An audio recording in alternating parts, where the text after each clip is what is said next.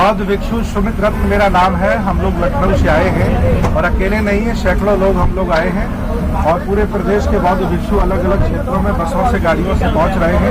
उत्तर दिल्ली के तीनों बॉर्डरों पर, चाहे वो शंभू बॉर्डर हो, चाहे गाजीपुर, चाहे टिकरी, हम लोग तंबू डाल करके किसानों का साथ देने के लिए आए हैं। आज जो बहुजन मीडिया को आपने आमंत्रित किया है, उसका रीजन और कारण क्या है, क्यों हमें बुलाया गया है? बहुजन मीडिया को हमने इसलिए बुलाया है कि देश भारत का ये अंतिम आंदोलन है। अगर ये किसानों का आंदोलन फेल हो गया तो ये देश गिरवी रख जाएगा अडानी और अंबानी को। इसलिए मैं चाहता हूँ कि सारे बहुजन अपनी पूरी ताकत लगा दें, सारे सामाजिक, राजनीतिक, धार्मिक, आर्थिक लोग पूरी ताकत लगा दें, IAS, PCS, जज, डॉक्टर, इंजीनियर सब मिलकर ताकत लगा दें और इन गलत नियत वालों को हराएं और ये किसानों का बिल वापस कराएं। बनते जी, किस आधार पे आप आरोप लगा रहे हैं अडानी और अंबानी पे? क्या साबित कर पाएंगे इस बात को?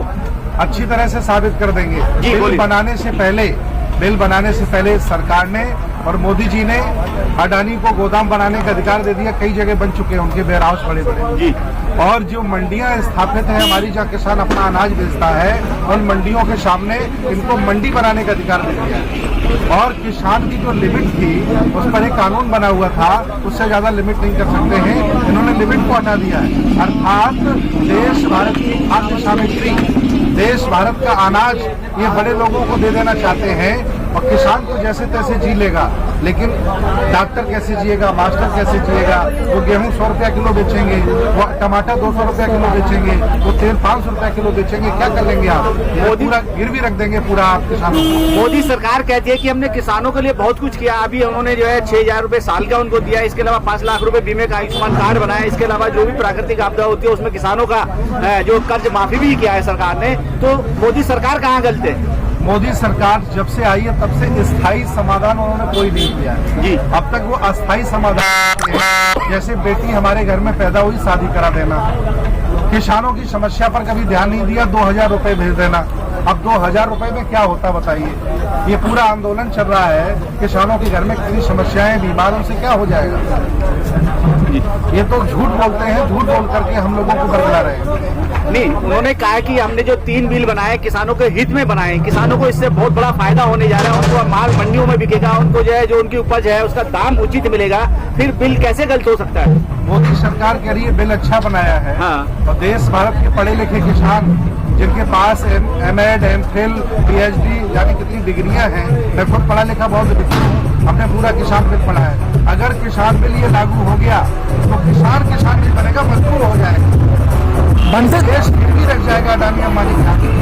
बनते जी, सरकार कह रही है कि आप जैसे पढ़े लिखे लोग जो है किसानों को भ्रमित कर रहे हैं, ये बिल के अंदर बहुत अच्छे फायदे हैं, आप उसका नेगेटिव पॉइंट ले रहे हैं। पर देखिए, सरकार बेवजह के आरोप लगा रही है, उन आरोपों से कुछ होने जाने वाला है नहीं।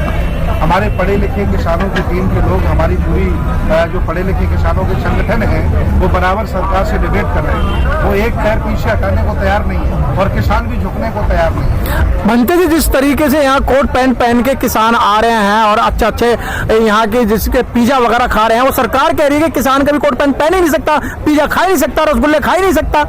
चाय बेचने वाला व्यक्ति किसानों की कृपा से प्रधानमंत्री बन जाता है और वह 1 लाख का कोट पैंट पहन सकता है, हमने उंगली नहीं उठाई। वह 5,000 का मशरूम खा सकता है, हमने उंगली नहीं उठाई। और आज किसान हमारा आलू, टमाटर, सब्जी, रोटी खा रहा है, ये सवाल उठा रहे हैं। ये इनका नैतिक चरित्र है, इनका जमीर मर चुका है, इनकी आत्मा मर चुकी है। ये जो लोग यहाँ बैठे हुए हैं फालतू में लोग हैं, जो मेन किसान हैं, घरों के अंदर खेती कर रहे हैं, और जो मेन किसान है उन्होंने सरकार को समर्थन दे दिया। बनते जी, देखिए, ऐसा है, जो अन्न खाने वाले हैं, अनाज खाने वाले हैं, वो किसानों के साथ खड़े हैं, और जो गोबर खाते हैं वो अपने घरों में बैठे हुए हैं। इसलिए स्पष्ट ये समझ जाइएगा कि अच्छे किसान और सच्चे किसान, जिंदा किसान, जिनका जमीर नहीं मरा है, वो किसानों के साथ खड़ा है। अच्छा, जिन्होंने समर्थन दिया है वो क्या आप उन्हें किसान नहीं समझ रहे हैं? सारे के सारे वो किसान हैं। देखिए, मैं धर्म मेरा बाद में है, पहले मैं किसान हूँ। किसी भी व्यक्ति की जाति मजहब बाद में है, पहले वो किसान है। ये देश ऋषियों का और कृषियों का देश है। यहाँ कृषि और ऋषि तो फेमस है और ये दोनों पर कुठाराघात कर रहा है। ये धर्मनिरपेक्ष देश है। यहाँ का लोकतंत्र सवाल जवाब करने की शिक्षा देता है और ये गुलामी कराना चाह रहे हैं ये लोग। नहीं, जिस तरीके से सरकार बार बार आगाह कर रही है, बार बार चेता रही है, बार बार समझा रही है कि किसान मान जाएं, लेकिन किसान अपने आंदोलन को लेके आ रही हैं, तो फैसला कैसे होगा इस आंदोलन का? देश भारत में लोकतंत्र है, जी। वोटों से प्रधानमंत्री बने हैं, ये समझा देंगे, उंगली दिखा देंगे और हम लोगों को नहला देंगे पानी से और आंसू गैस के गोले छोड़ देंगे, हम मान जाएंगे? ये कोई तरीका है? ये लोकतंत्र है देश में। अमेरिका इतना बड़ा देश है, कितना बड़ा लोकतंत्र वहाँ चलता है, ऐसे कैसे दबा देंगे इस देश को? इस देश का गृह मंत्री तड़ी पार हो, सजाए हाफता हो, तो क्या इस देश में कानून व्यवस्था लागू हो सकती है क्या? देखिए, ये षड्यंत्र के तहत फैलाया गया कि राजनीति करना बहुत खराब बात है। हाँ। जो अच्छे लोग थे वो डॉक्टर बनने लगे, मास्टर बनने लगे, वैज्ञानिक बनने लगे, राजनीति वो लोग करने लगे जो वाकई नंबर 1 के हरामी लोग हुआ करते थे। जी। तो चूंकि जब संवैधानिक पद बटे तो वो भी MP MLA बने। हाँ। लेकिन अब हम लोगों को सिखा रहे हैं कि भारतीय संविधान के तहत अच्छे लोगों को राजनीति करनी चाहिए। एक नए लोगों की फौज तैयार हो जो अच्छे हों, जिनका न्यायिक चरित्र हो, ईमानदार हो, जिनका मन साफ हो, दिल साफ हो, वो राजनीति करें। नरेंद्र मोदी जी तो मन की बात अपनी पत्नी से नहीं कर पाए, वो किसानों से क्या करेंगे?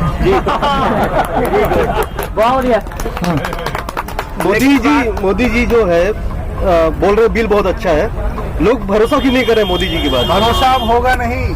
2014 में आपने भरोसा किया। पहले नरेंद्र मोदी थे, अब नरेंद्र मोदी आसाराम के छोटे भाई झांसाराम बन चुके हैं। और आप विश्वास ना करें तो उनकी दाढ़ी देख लीजिए और उनके तौर तरीके देख लीजिए। आजकल वो किसानों की चिंता नहीं, दाढ़ी की चिंता ज्यादा कर रहे हैं कि बाल कौन सा काला रह गया, कौन सा पीला रह गया।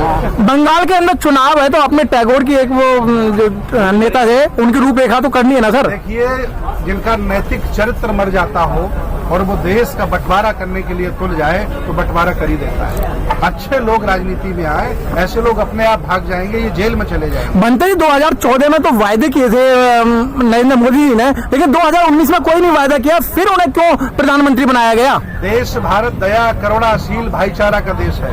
ये यहाँ के लोग, यहाँ हम लोग मेहमान को अतिथि देवो भव मानते हैं। कोई व्यक्ति आया, उसने वादे किए, हम लोगों ने उसकी बात मान ली। के खिलाफ FIR हो जाए कोई फर्क नहीं पड़ता, हम जेल जाने के लिए तैयार हैं। अरे भाई, हम मंदिर में रहते वैसे जेल में रह लेंगे, क्या फर्क पड़ता है? जब हम यहाँ 1.5 महीने से किसान खुले आसमान में रह रहा है, प्रधानमंत्री के और भाजपा के लोगों की आंखों की शर्म मर गई, उनको शर्म नहीं आ रही है कि पूरी दुनिया में पूरे भारत को थूका जा रहा है, पूरी दुनिया में बेइज्जती भारत की जाती है, जो वहाँ का अन्नदाता रोडों पे बैठा है और ये मजे ले रहे हैं सब लोग। जो यहाँ लोग बैठे हुए हैं वो बिल्कुल नहीं समझ पा रहे हैं, लेकिन गांव के अंदर मंत्रियों को और जो बीजेपी के कार्यकर्ता उनको एक चौपा लगा के, पंचायत लगा के समझाया जा रहा है। गांव के किसान मंत्रियों को घुसने नहीं दे रहे हैं। ये भाजपा वाले लोग ड्रामा कर रहे हैं। कोई भी आदमी गांव में नहीं घुस पा रहा है, किसान घुसने नहीं दे रहे हैं। कह रहे हैं कि वहां जाइए, किसान वहां बैठे हैं, गांव में घुसने की जगह नहीं है। अच्छा बनते जी, एक बड़ा महत्वपूर्ण सवाल है, पाकिस्तान के प्रधानमंत्री की माताजी मर जाती हैं, खत्म हो जाती है, तो उनके लिए संवेदना पत्र तो प्रधानमंत्री के पास है लिखने के लिए, लेकिन जो यहाँ किसान अब तक 35 से 40 किसान मर चुके हैं, उनके संवेदना में एक भी टूटर लाइन नहीं लिखी, ना ही कोई संदेश दिया अपनी मन की बात में, ऐसा क्यों? देखिए, यही तो कहते हैं कि बेईमानी है भाई, एक तरफा प्यार नहीं होता है ना। हम लोग उनसे मोहब्बत करते रहे, उन्हें हम देश का प्रधानमंत्री मानते रहे और वो हमारे साथ दगा करते रहे, तो हम लोग मोहब्बत के मारे हुए लोग हैं। हमने बीजेपी से, नरेंद्र मोदी से मोहब्बत की थी, अब हमें क्या मिला? बेवफाई मिली है। इसलिए हम आह्वान करते हैं सारे लोगों से, इन झूठों से बच के रहना है और घर वापस नहीं जाना है, और तब तक नहीं जाना है जब तक किसानों का बिल वापस नहीं हो जाए। हम लोग यहीं डटे रहेंगे और यहीं पड़े रहेंगे। वो आपकी बात मानने को तैयार नहीं है, आप उनकी बात मानने को तैयार नहीं है, तो फैसला कैसे होगा बनते जी? ये लोकतंत्र है, लोकतंत्र है, उन्हें मेरी बात माननी पड़ेगी। वो किसी राजा के बेटे नहीं है जो राजा बन गए हैं। हम लोगों ने वोट देकर के राजा बनाया है, उन्हें माननी पड़ेगी, 1000 बार माननी पड़ेगी, क्योंकि उनका न्यायिक चरित्र मर गया है। इसलिए मेरी बात को वो सुन नहीं रहे हैं, लेकिन सुनना पड़ेगा। आज अभी वो मेरा धैर्य देख रहे थे, किसानों का धैर्य देख रहे थे। पहले आरोप लगा रहे थे 4-5 आदमी आए भाग जाएंगे, बोले फिर 2-4 हजार आए चले जाएंगे। अरे क्या लंगर इनका चलेगा, आटा दाल कहाँ से लाएंगे? उन्हें ये पता नहीं है कि हम लोग 5 साल की व्यवस्था करके आए हुए हैं।